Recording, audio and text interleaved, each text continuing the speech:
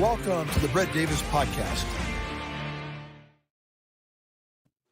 Well, hello, everybody. Happy Friday. This is Brett Davis, of course, coming to you from the beautiful IQ Podcast studio.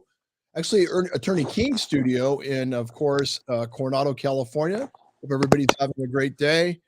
I'm very honored to have somebody that I have had admiration and lots of respect for a long time, and somebody that I've been very honored to know as a friend.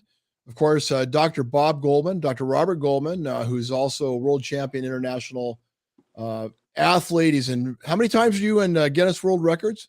About 20. Only 20, huh? That's phenomenal. He's also does a phenomenal job, and probably, I think, out of a lot of the events I go to that I've been to, he does the International Sports Hall of Fame event typically at the Arnold Sports Festival every year. And anybody that's attended will agree with me on this, that he has, of course, it's probably, I don't want to make anybody pissed, but I think it's the best part of the Arnold myself. Well, I don't think you're alone on that, Brett. You have 200,000 people there that weekend, but only about 150 are allowed in that room. And about 100 of those are international press, and the other 50 are world champions in a variety of different sports. So it's a very unique kind of life experience for everyone in that room.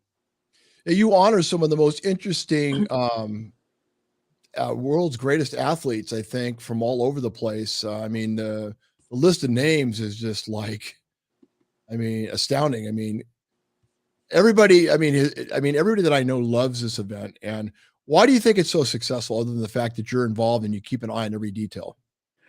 Well, we're doing it for a different reason. A lot of times these types of Hall of Fames are sponsored and they have, all these commercial aspects to it. And the International Sports Hall of Fame is solely about the athlete, not only what they did during their career, but even more importantly, what they've done post-career in terms of charitable works, mentoring youth, and so on. So that is just as important as them being a Heisman Trophy winner or World UFC champion or boxing champion or NBA Hall of Famer. What have they done post-career? And to us, that's just as important what they've done during their career. Right. And so the event, how many years have you been doing it now? Well, this is our 11th. We sort of look at this as our first decade. And we've really had some truly remarkable individuals, over these years, in terms of Hall of Famers in the NFL, NBA, baseball, and in the combative sports, UFC, MMA, WWE, and so on.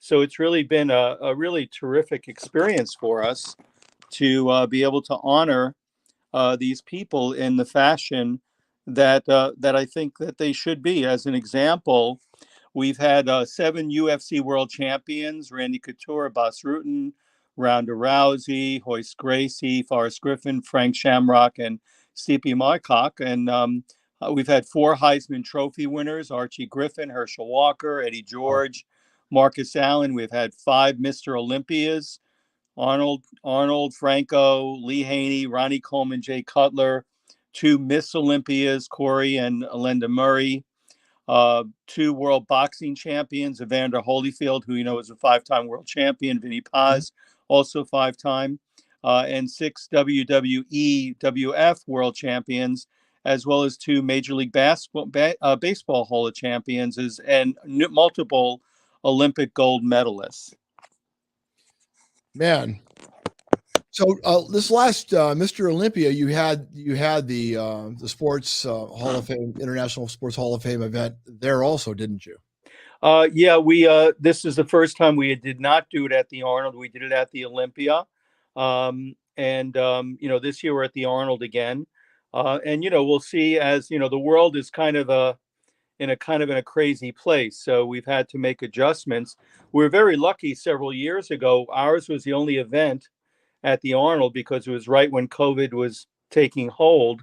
They canceled a whole slew of events, but we were okay because we do it in a private ballroom at the hotel So we were not part of the expo shutdown. So we've never missed a year since 2012. Will you be having it at the Olympia anymore, or is that just a one-time situation? We're not sure yet. We're still waiting to see. We want to see how things go this year at the Arnold.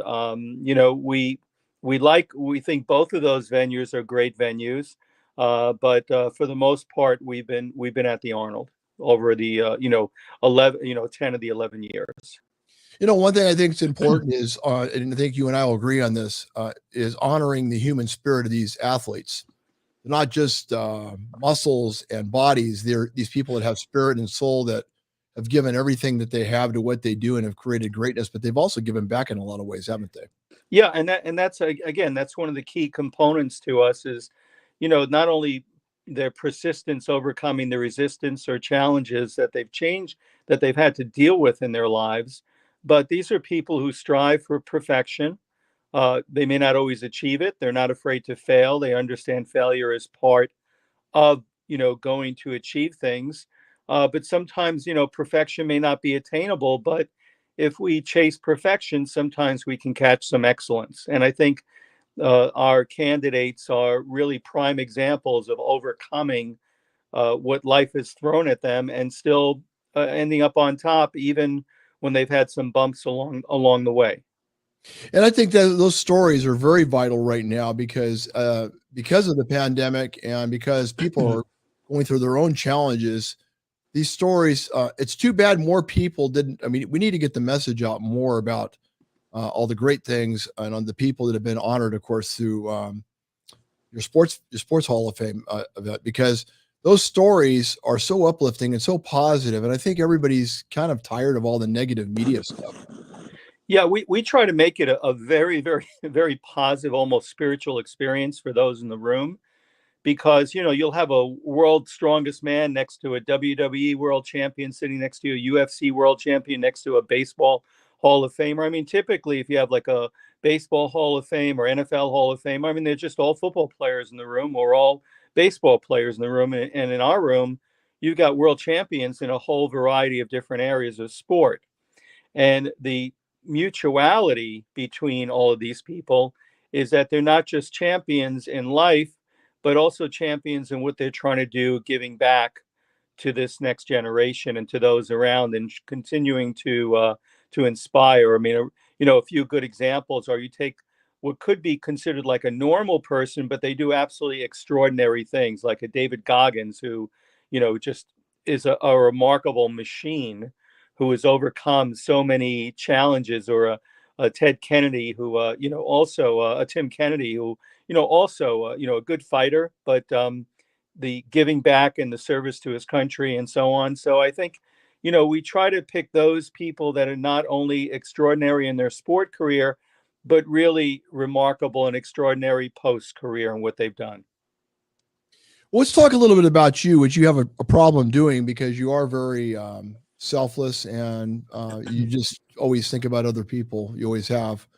Um, where did you originate from? Where did you come from? What city? Well, I grew up I grew up on the bad side of town. People don't understand that. They think I grew up in a well-to-do family because of my present financial status, but no, I mean, I grew up on the bad side of the tracks and the projects. You used to see you're seeing those movies on TV, and that was sort of where I grew up. And but I was fortunate. I have great folks and brothers, and we have always had a strong family unit. We didn't have a lot of money or food, or we couldn't even afford a car, a vehicle. We used to take buses when I was a kid. We couldn't afford a car, and and even when I started med school, I had a $10 a week food budget. I think I was officially the poorest kid in my medical school class, which was kind of odd considering the way things are today. But back then, I mean, I didn't even have a bed for the first 6 months. I was sleeping on the floor with the cockroaches, but that's okay. It builds character. And I also had to work 3 jobs while I was in med school. I'd have to get up 3 or 4 in the morning to draw blood as a phlebotomist before school started. And then on the weekends, I would work in the gyms or teaching martial arts or wrestling. So I had like a few different jobs, which made it tough because you're trying to study, but you're losing a lot of hours working to just, have some money so you could eat. So how long did you go through that situation before it started to turn for you? Well, during growing up, we didn't know we were poor because everybody was. So we're in a bad Bedford-Stuyvesant in Brooklyn and so on, and we I never lived in a house until I was, I think, 14 years old, and it was a small one. But prior to that, it was always just the small apartments. And I have two brothers, so the three of us would be in one room, and but we never, we didn't feel deprived because as long as there was something to eat and and we were healthy and the family was okay, we really didn't, consider ourselves because everybody was kind of poor. So you didn't really notice it and you didn't view yourself as deprived, but you did know that there was something better and you're going to have to work real hard to get there. And so that's why I became a coach.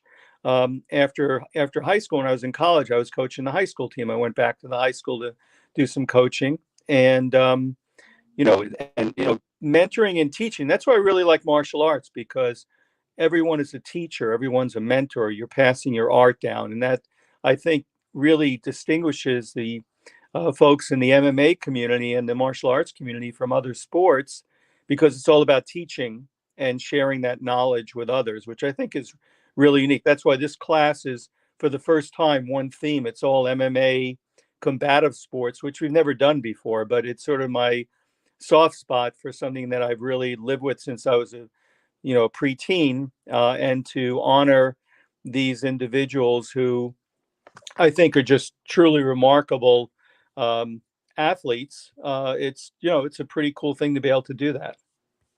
So you have a passion for pretty much everything you do because you can't fake it, can you? Well, no, if you're going to, there was a time I was working, 20-hour days, 7 days a week on different projects. And, it doesn't matter if you're tired or hungry or exhausted or, in a bad mood or whatever the case may be, you got to push through it. And that's a common theme. I mean, if you look at an Arnold or a Jack LaLanne or, Joe and Ben Weider and the trials that they had when they were trying to get bodybuilding established, same challenges I had, in terms of the organizations I wanted to get started. So nothing comes easy of real value. Nothing really is handed to you. You got to sort of win it, and you got to stay at it to keep it. So how do you think the pandemic has affected people?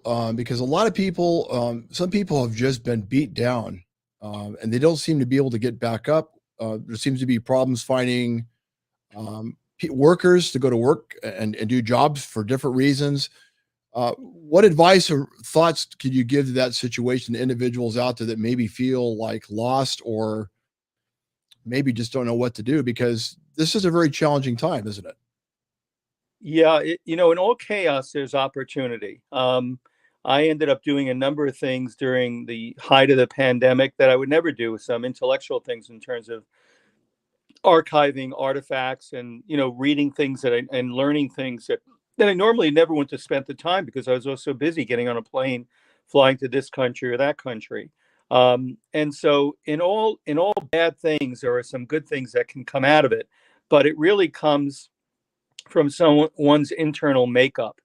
And yes, it has been an absolutely horrific situation. I've lost some people very close to me, and I'm sure many of your listeners have as well.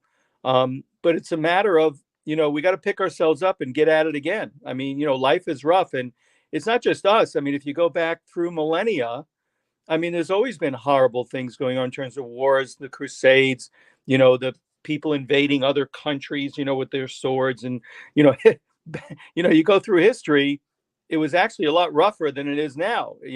They were living in much more arduous, scary situations than we are, although we do have a lot of challenges, obviously, for what's going on in the world. But it's just different, but it's not new. So how It's do just people happened to many. right, right, but how do people pick themselves up right now? And with the people that businesses are having, I've talked to them daily all over the country. There's just not enough people that want to work. It seems like it just doesn't seem. It seems Yeah, different. the mindset. I mean, when say, Ben or Joe Weider or Arnold or any of the guys wanted me to do this or that, I would just do it without question. I just, volunteering and even my work with the IFBB and MPC, being a medical chairman of the International Medical Commission for them. And it was all volunteer. You're not paid for those things. It's an honor to be able to work for those things. And I remember years ago, I mean, I wrote Ben Weeder a letter when I was, I think I was 12 or 13 years old, Really? telling him I wanted to be a doctor one day. And here's this well-to-do, very influential individual writing this little preteen kid letters back and forth. And I didn't meet him until I was in my 20s, which was a good decade later, and then became world medical chairman of the IFBB for him. And one time Ben asked me to do a certain task that a lot of other people could have done. I said, Ben, why are you asking me to do it? There's so many other people who can handle this. He says, well, if I want something done, I ask a busy man. Right. And I never forgot that. And, for us, at least at our stage, it was an honor to be able to work for or with these individuals and mentor under them. We expected nothing except the honor of working with them. I think there's a lot of entitlement today. People aren't willing to sacrifice. This younger generation is not, they've been given too much. They don't know what it's like to have to live on $10 a week for food, or, not having a bed to sleep in, or whatever the case may be. Too much has been given to them. So, they're more entitled, and that's unfortunate for them because they miss the joy of striving and achieving. And so I think a lot of them are too busy looking at their damn phones and taking selfies, and instead of working out in the gym, they're taking pictures of themselves working out in the gym. I mean, it's insane. I mean, I can't even take a selfie. I don't even know how to, I can't even hold the phone that properly. And, I'm watching these people in the gym, instead of working out, they're just taking pictures in the mirror. Wow. I mean, it really is quite insane from this whole scene. So there is a different mentality. Oh, totally different. And I think that, and now with all the filters and the image alterations they can do, I mean, it's it's like a metaverse here. It's like it's not real. And I think people need to sort of get back to the basics of what life is about. Life is about being around people and interfacing with people. You cannot replace the experience you would have at the Olympia or the Arnold if you were watching it virtually. It's being there, seeing all your friends, seeing all your colleagues, working out together in the gym, not working out alone in some basement.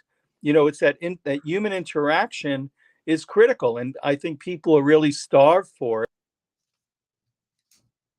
No, I think so. I think so too. Are you there? Did we lose him? Sir, we lost him. We were talking to Dr. Bob Goldman. Let him call back. In the meantime, I just want to say that he's a phenomenal person. As anybody that doesn't know who he is, I will say this. He's a legend of what in the industry of fitness, martial arts. Like he said earlier, he's in Guinness World Record 20 different times, which getting in there once is amazing. Everybody that knows this man gravitates towards him, myself included. And he's been a mentor, and I highly, have high respect for him. If anybody gets a chance, go to his website.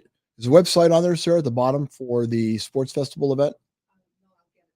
We'll be putting it up so people can go and see some of the great things and people that he's honored on his at his Hall of Fame Sports Festival, of course, the International, of course, sports festival that goes on every year at the Arnold Classic. He was also very vital in getting the certification program, NASM, put together. He ran that for numerous years, and then I think he sold it, if I'm not mistaken. I'll have to double check and ask him about that. It's still to this day one of the top certifications that any trainer could get. So he's a great guy. We feel honored to have had him on the show, and he must be having some weather problems wherever he's at. But anybody that has any questions or want to see a future show on an idea or a topic, get a hold of me here at brettdavis2020@yahoo.com, or go to the website and you can go to my personal box, and then you can email me if you have any questions. Do we have him back? Are you there, Dr. Bob? He's with us in spirit. I can feel him. He's around. One of the questions I was going to ask him that we didn't get a chance to ask him, because he is is phenomenally well conditioned in so many ways. But between working out with weights and martial arts, which one he liked better between the two? That's one question I was curious to find out, because I know he has passion for both. Maybe we better call it a day, huh? I would wait a couple more minutes. Wait a couple more minutes? Yeah, because it looks like he's trying to log back on. This has never happened. This is very unusual. But we will fight through it like we do everything we do. His Wi-Fi could have booted him off, Well, he was going to be on visually, but he said he just didn't feel like he looked his best, but that's BS because he always looks amazing. Guy's in great shape. He has a bigger watch than I do, by the way. I always wear my watch, but when he wears his watch, you can't see mine. Mine looks like a watch band. His looks like a real watch. I think even Arnold Schwarzenegger and him have competitions and who has the bigger watch. And I think Dr. Bob might take Arnold a lot of times on. I think he may have the bigger watch. Probably. He's done so much in his life. I mean, probably more than anybody I know. I mean, with all the successes. I always think that we're busy and we do things, but then after I read his bio and all the things he's doing and things he doesn't even mention, I get exhausted. I can't keep up with just reading just all the things he's done. And he does it with so much energy and enthusiasm. So, right. Well, that event's coming up always the first week of March. It's typically on a Saturday morning, isn't it?